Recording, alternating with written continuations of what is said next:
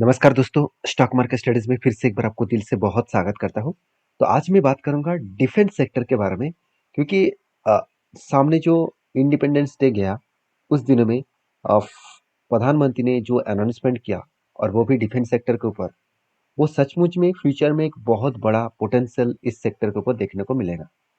अगर वो सब कुछ फुलफिल हुआ तो आज मैं इसी से जुड़े हुए मैं 4 ऐसे कुछ small cap and micro cap type company के बारे में चर्चा करूंगा, जो फ्यूचर में एक बड़ा होने का पोटेंशियल रखेंगे, मतलब पोटेंशियल रख सकते हैं। तो इस वीडियो को पूरा लास्ट तक देखिएगा क्योंकि मैं पूरा डिटेल्स डिस्कशन करूंगा। साथ ही साथ मैं ये भी बताऊंगा कि उस कंपनी के चार्ट में अभी क्या चल रहा है और फ्यूचर में कौन सा लेवल तक जाने का मतलब सिचुएशन में बन सकता है। और हाँ, ये वीडियो टोटली एजुकेशन पर्पस में होगा, कोई भी मेरे तरफ से बाय एंड सेल का रिकमेंडेशन नहीं है। चीज़ों को सबसे पहले समझिए, उसके बाद खुद के हिसाब से डिसीजन डिसीजन लीजिएगा। देखिए, डेटा अपडेट बता रहा है कि द इकोनॉमी टाइम्स के ऊपर एक आर्टिकल पब्लिश किया गया है। इंडियन आप देख सकते हैं जो ग्रेजुअली आप देख सकते हैं emerging as global hub in defence manufacturing system. मतलब प्रधानमंत्री का यही कहना है कि PM Modi in says independence day speech, मैं पहले ही बोल चुका हूँ कि डिफेंस सेक्टर के ग्रोथ क्यों बढ़ने वाला है। क्या सिर्फ इंडिया में ही डिफेंस प्रोडक्ट का डिमांड ज़्यादा है, ऐसे कि बाहर की कंट्रीज में नहीं है? हाँ, बाहर की कंट्रीज में भी वो क्या कर रहे हैं, इंडिया में एक्सपोर्ट करने वाले हैं। आप खुद ही सकते हैं ग्लोबली एक हब बनने वाला है, मतलब ग्लोबली प्रोडक्ट को बेचने वाले हैं।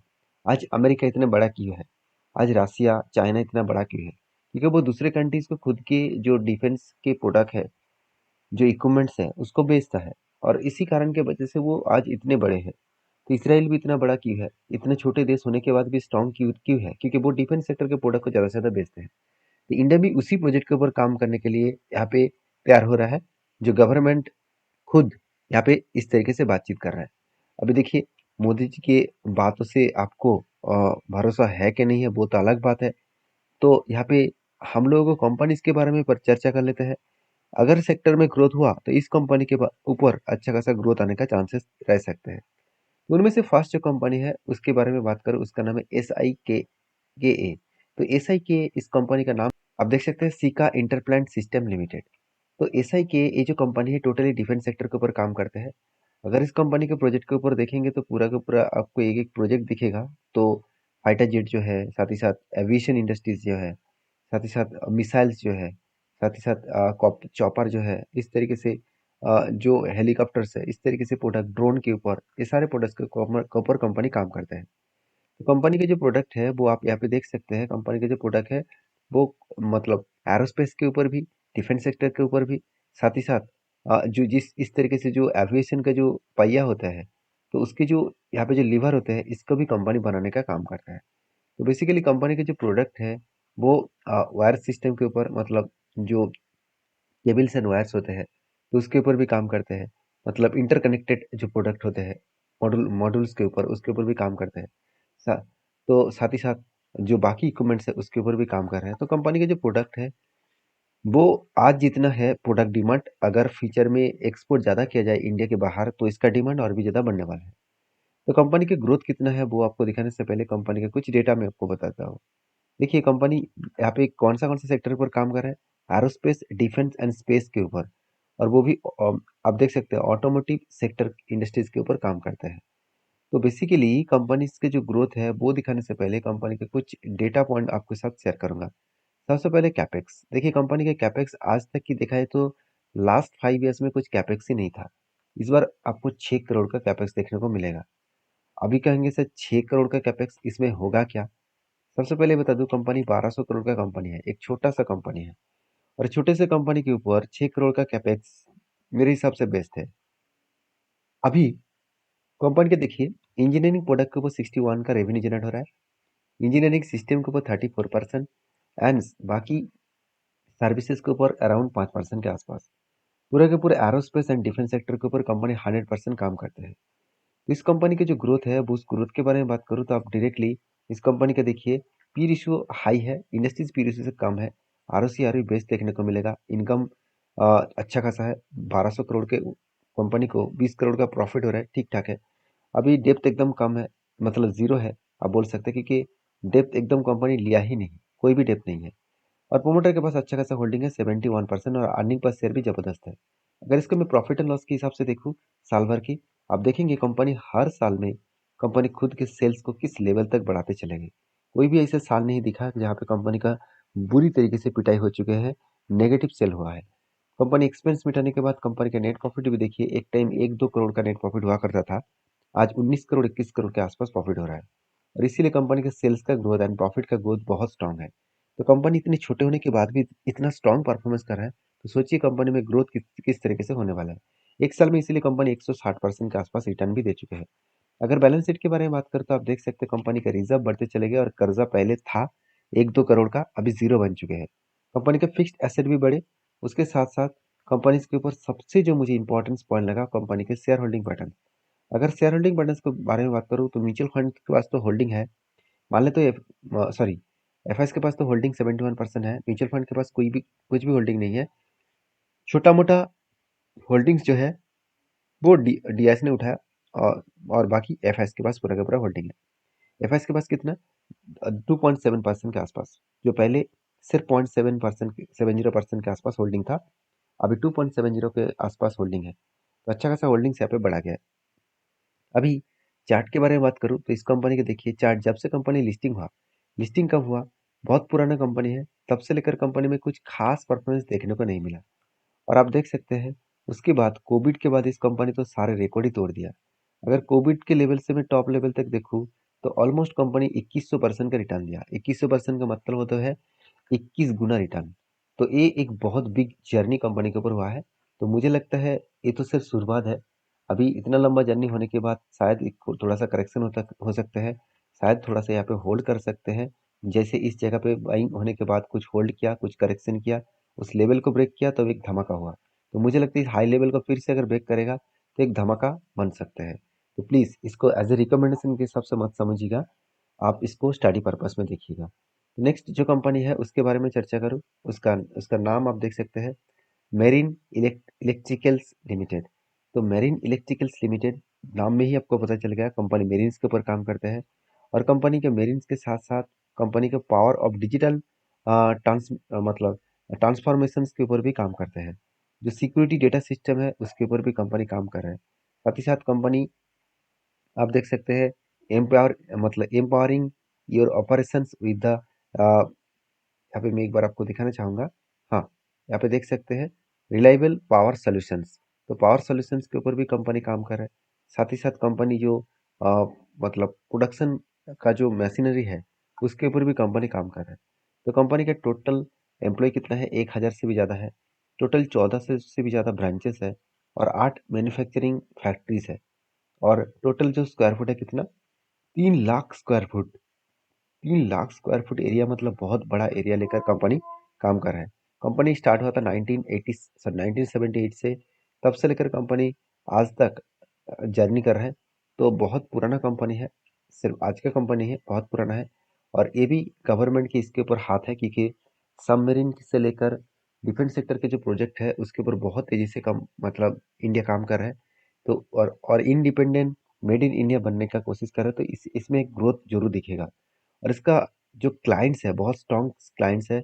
एससीआई इसका क्लाइंट है, ओएनजीसी इसका क्लाइंट है, मेजोगन डक्स मेजोगन डक जो है वो भी इसका क्लाइंट्स है, इंडियन आर्मी इसका क्लाइंट्स है, इंडियन नेवी इसका क्लाइंट्स है। साथ ही साथ एचएसएल, साथ ही साथ देखा जाए तो बड़े से बड़े कोचिन शिपयार्ड से लेकर बड़े से बड़े इसका प्लेयर मतलब इस कंपनी के गोवा शिपयार्ड, तो अलग अलग स्विट्जरलैंड कंपनी भी इसका क्लाइंट्स है। तो कितने बड़े से इंडियन रेलवे, आप देख सकते हैं metro railway, PNG, PepsiCo, Nestle, मतलब लंबा लिस्ट आपको मिलेगा, महिंद्रा से लेकर Hindustan Unilever, Johnson and Johnson. तो मतलब लिस्ट तो खत्म ही नहीं हो रहा है, सीट से लेकर बोइंग जो वर्ल्ड के सबसे बड़े एक एविएशन बनाने वाला कंपनी है, आदित्य बिरला, मतलब अदानी विल्मर, तो अदानी जो कॉनेक्स है। तो ये इतनी लंबे से लंबे लिस्ट इस कंपनी का तो खत्म ही नहीं हो रहा है। इसका नाम सी प्लस से लेकर कोलपाल से लेकर एशियन पेंट से लेकर, तो मतलब सारे के सारे दिग्गज कंपनी इसका क्लाइंट्स है। कितना स्ट्रांग कंपनी है आप सोच सकते हैं। अभी कंपनी के बाकी डिटेल्स भी देख लेते हैं। जैसे कंपनी के बिजनेस के हिसाब से बात करूँ, कंपनी कितना कैपेक्स इस फील्ड में इन्वेस्ट कर रहा है।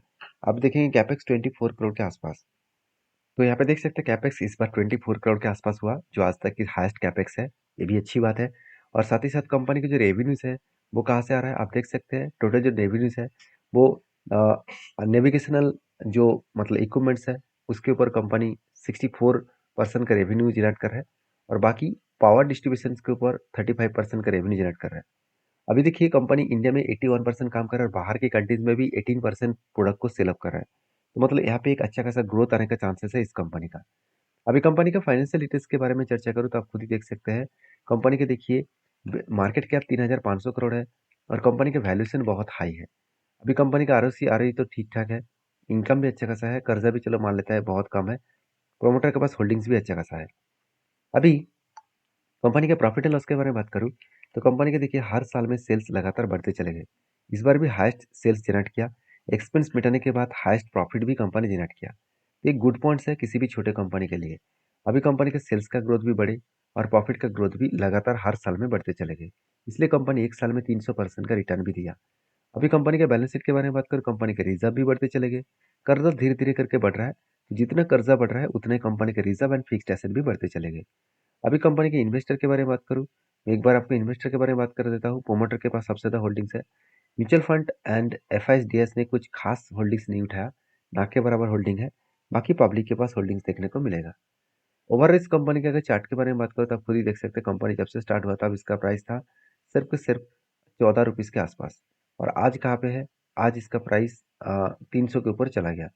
तो कंपनी का जो जर्नी हुआ, कोविड के टाइम से लेकर कंपनी का जो जर्नी हुआ, तब से लेकर अगर टॉप तक देखो तो ऑलमोस्ट 1600% का रिटर्न दे दिया।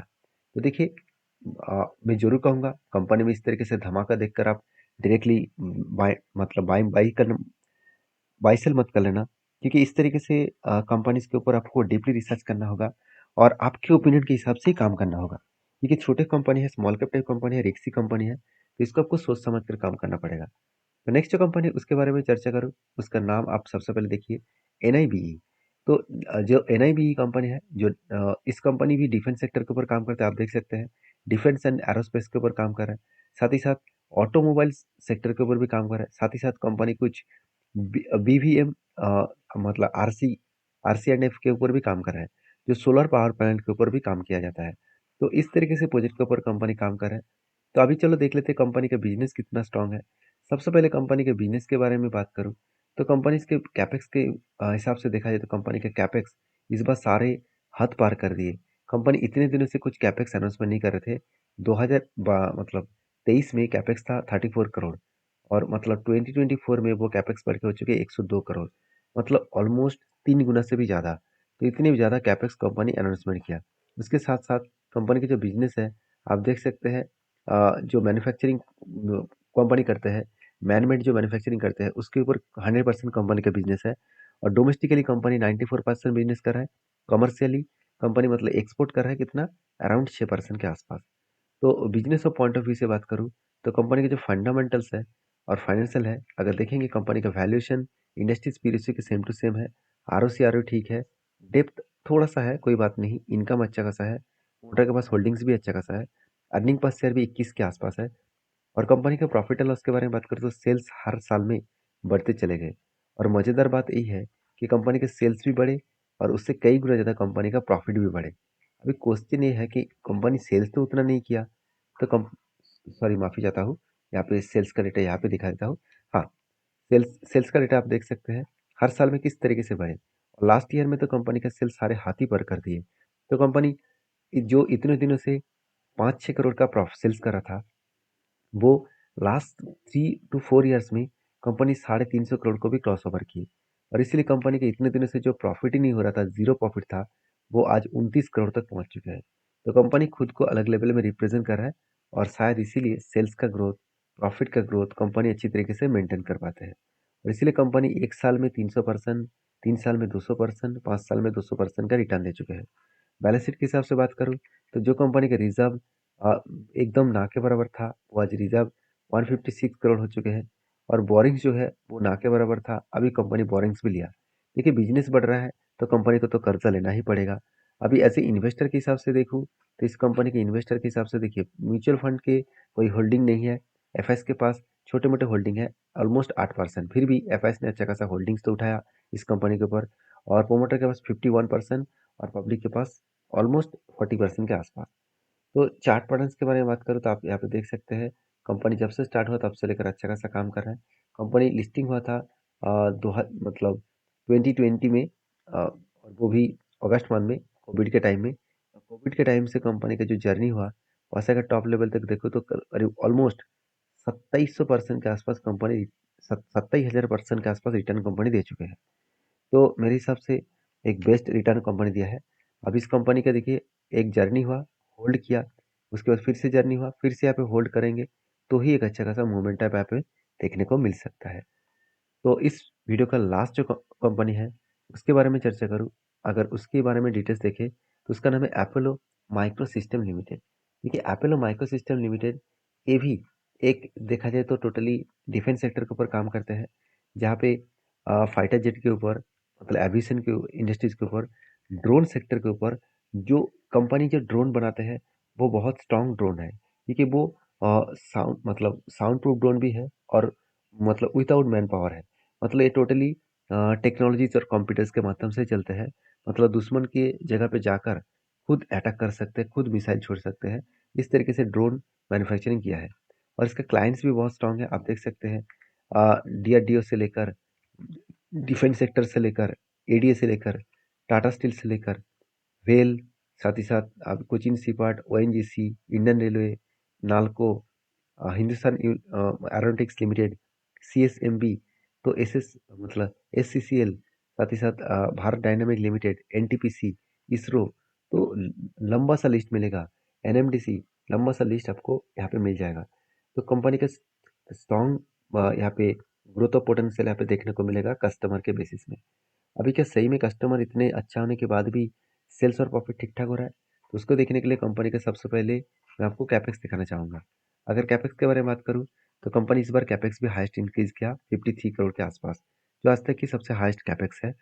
और कंपनी के रेवेन्यूज के बारे में बात करूँ तो पूरा का पूरा आप देख सकते हैं मैन्युफैक्चरिंग करते हैं आप इलेक्ट्रॉनिक्स कंपोनेंट्स को, जो 100% इसी बिजनेस के ऊपर है और 100% इंडिया में ही बेच रहे हैं। तो सोचिए इंडिया के अगर बाहर में भी माल बेचा जाए तो एक अच्छा खासा ग्रोथ आ सकते हैं। तो कंपनी के फाइनेंशियल और फंडामेंटल्स के बारे में बात करूँ तो कंपनी के देखिए वैल्यूएशन ऑब्वियसली हाई है और आरओसी तो एवरेज लेवल के आसपास है। इनकम ठीक ठाक है, चलो मान लेता हूँ। कंपनी के डेप्थ ठीक ठाक है। प्रोमोटर के पास होल्डिंग्स भी अच्छा खासा है। अर्निंग पर शेयर उतना खास नहीं है।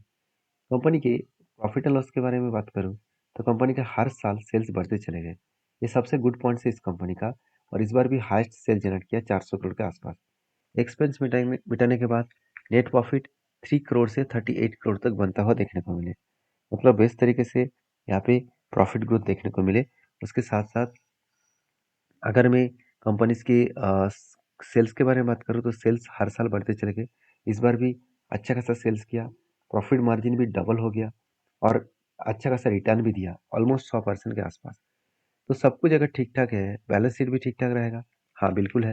कंपनी के रिजर्व 6 करोड़ से आज 500 करोड़ के आसपास पहुंच चुके हैं। कर्जा 16 करोड़ से 200 करोड़ है, मतलब कर्जे को कंपनी कंट्रोल में रखा। फिर भी आप कहेंगे सर 200 करोड़ का कर्जा है तो क्या वो मिटा सकते हैं? जरूर मिटा सकते हैं, क्योंकि कंपनी के ऊपर अच्छा खासा कर्जा लेने के बाद अच्छा खासा फिक्स्ड एसेट एंड रिजर्व भी है। और उसके साथ साथ कंपनी खुद के बिजनेस के ऊपर अच्छा खासा इन्वेस्टमेंट भी कर रहा है। तो रही बात इस कंपनी के इन्वेस्टर की, तो देखिए प्रोमोटर के पास जो होल्डिंग्स है उनमें से 55% होल्डिंग्स है। उनमें से 17% प्रोमोटर ने प्लेजिंग रखा, मतलब गिरवी रखा। म्यूचुअल फंड के पास होल्डिंग था वो बेच दिया, उसका फायदा डायरेक्टली एफएस ने उठा लिया। तो बाकी इस कंपनी के चार्ट पैटर्न्स के बारे में बात करूँ तो आप देखेंगे कंपनी जब से स्टार्ट हुआ था 2018 में। उसके बाद ऑटो सेक्टर में स्लो डाउन आया, इसके भी हालत खराब हो गया। और कोविड के बाद कंपनी ने सारे रिकॉर्ड तोड़ दिए। कोविड के जो लेवल है उस लेवल से टॉप लेवल तक देखूँ 2000% का रिटर्न दे चुके हैं। तो मुझे लगता है ये सब शुरुआत है। आगे आगे और भी बहुत बड़ा पोटेंशियल ग्रोथ आ सकते हैं अगर डिफेंस सेक्टर गवर्नमेंट जिस तरीके से अनाउंसमेंट किया है उस अनाउंसमेंट के बेसिस में काम हुआ। तो वीडियो अच्छा लगे तो प्लीज़ लाइक करना और दोस्तों के साथ भी शेयर करना। और हाँ, ये एजुकेशन पर्पस में वीडियो आपके साथ शेयर किया गया है। आपको अगर काम करना है तो सेबी रजिस्टर एडवाइजर के साथ काम कर, मतलब कन्विंस करके आप उसको उसके साथ बातचीत करके ही काम करिएगा, कन्विंस नहीं, उसके साथ बातचीत करके काम करिएगा। तो मिलते हैं नेक्स्ट वीडियो में, तब तक के लिए धन्यवाद।